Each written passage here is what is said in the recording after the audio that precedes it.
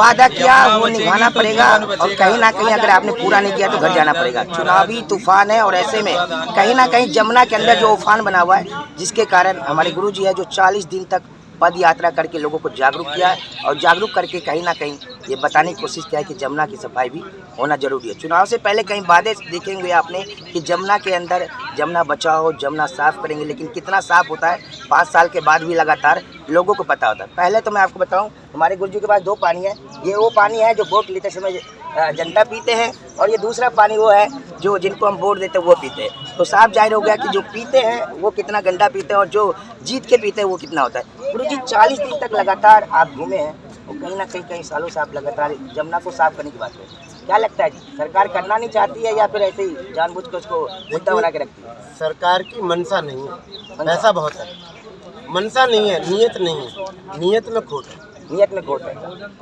क्या कैसे लगता है क्या हो पाएगा, कैसे ये जमुना को बचाया जा सकता है? क्योंकि आपने बोला कि कुछ ही किलोमीटर चलने के बाद जमुना का पानी कम और नाले का पानी उसमें गिरता हुआ ज़्यादा नजर आएगा। कैसे बच सकता है ये? 40 दिन लगातार यमुना के किनारे भी घूमे, जो इन्होंने 8 नाले जो लगाए हैं सीवेज साफ करने के प्रति, वो भी बेकार पड़े हैं, और 22 किलोमीटर में 122 नाले बड़े आराम से जाए। तो सरकार नहीं चाहती है कि यमुना साफ हो।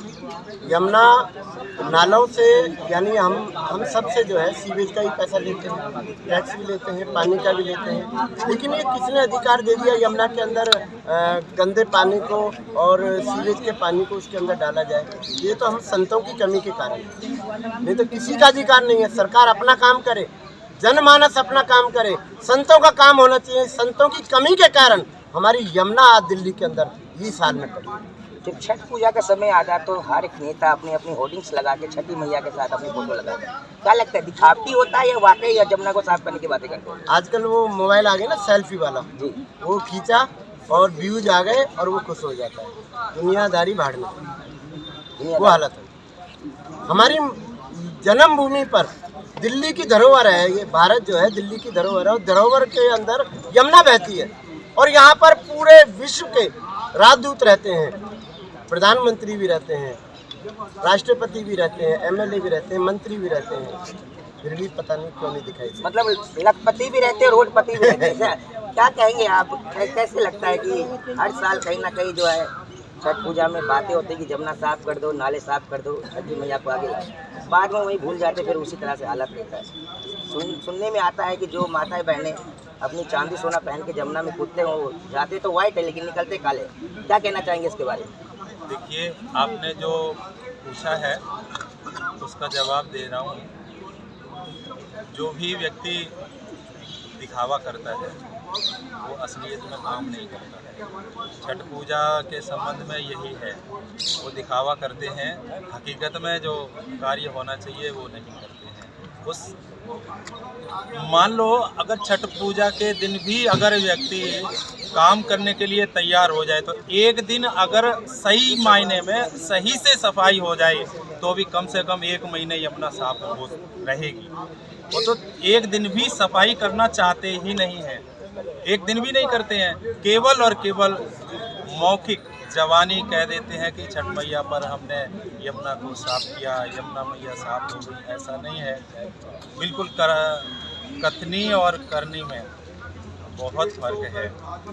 राजनेताओं से, सरकारों से बाबा हरिदास जी महाराज ने जो 17 नवंबर से और आज 26 दिसंबर पूर्ण आवती पर जंतर मंतर पर जो विश्राम की आवती पर ये पूरा अनुष्ठान किया है, वो ये अनुष्ठान इसीलिए किया है कि भाई आप जो लोग सत्ता में बैठे हुए हैं, कुर्सी पर जो मदोन्मत्त हो गए अहंकार में, यमुना की तरफ ध्यान नहीं दे रहे हैं, उनको आगाह करने के लिए ये पूरा अनुष्ठान यमुना बचाओ यात्रा किया गया है।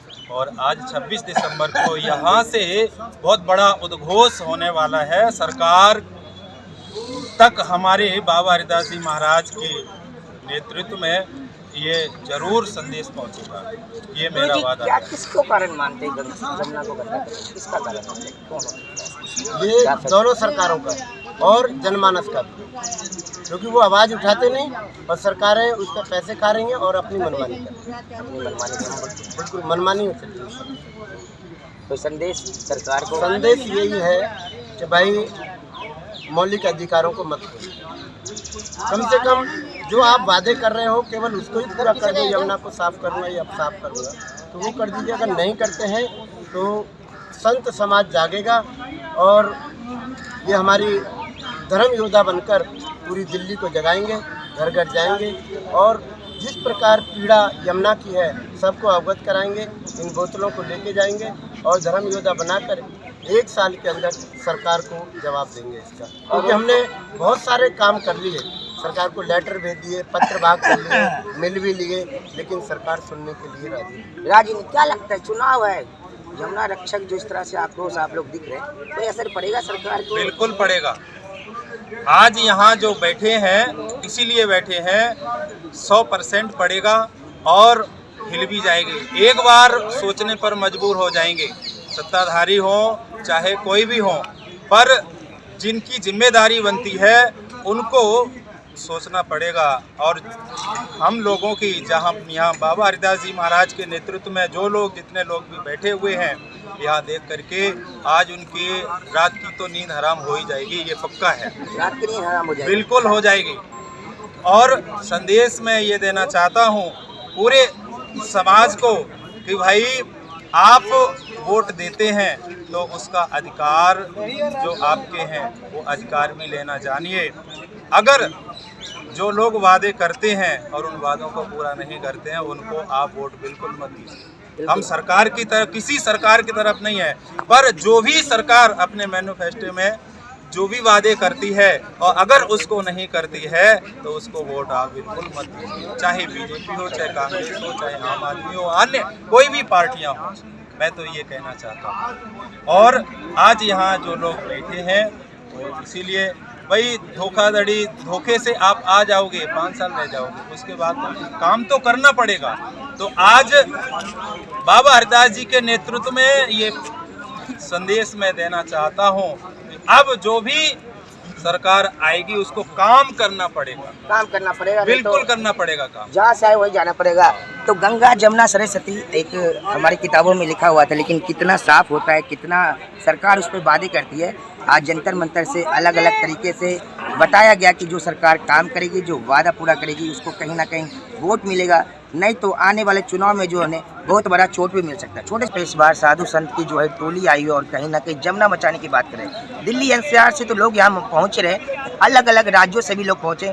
पहले तो जानेंगे, क्या नाम है सर आपका? मेरा नाम बुद्धराम शर्मा है। कहाँ से आए सर? और आप जमुना बचाओ की बातें हो रही है, हिमाचल प्रदेश से जी आया हूँ। और मैं यमुना जी के बारे में पता लगा कि यमुना जी की गंदगी के बारे में मैं बड़ा दुख, और हम भी यहाँ पर, हमें भी यहाँ आने का प्रयास किया। और हमें लगता है कि आज का जो वर्तमान समय चला है, मैं समझता हूँ कि जो हमारा जीवनचर्या है हर मानव की, इससे कोई जाति, धर्म, बच्चा, बूढ़ा, इस प्रकार से ऊपर उठ करके जब हम जो चिंतन करने पर मजबूर होते हैं तो हम समझते हैं कि हमारे जीवन का सर्वप्रथम जो लक्ष्य है वो जल है।